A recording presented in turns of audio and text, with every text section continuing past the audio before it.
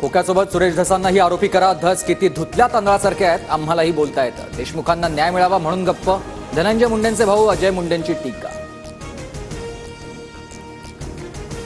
धनंजय मुंडेंवरील सुरेश धस यांचे आरोप बिनबुडाचे. कारण नसताना धनंजय मुंडेंची बदनामी. धनंजय मुंडेंचे भाऊ अजय मुंडेंची प्रतिक्रिया.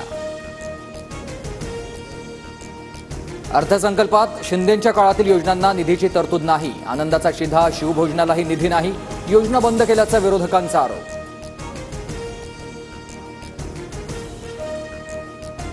कात्री नाही, आता योजना बंदच होणार. विजय वडेट्टीवारांची टीका. तर एकनाथ शिंदेंची योजना आता यांना मान्य नाही का?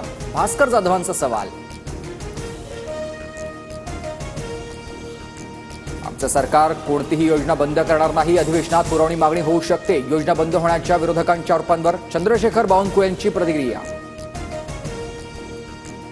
निवडणुका डोळ्यासमोर ठेवून मतांसाठी सर्व योजना आणल्या. आता पुन्हा निवडणुका लागल्या की या योजना येतील. संजय राऊतांची टीका.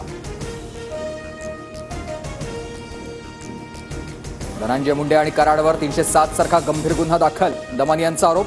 मुंडेंनंतर टोळी कराड चालवू लागला. मुंडेंनी सहआरोपी होणं गरजेचं. अंजली दमानियांचा दावा.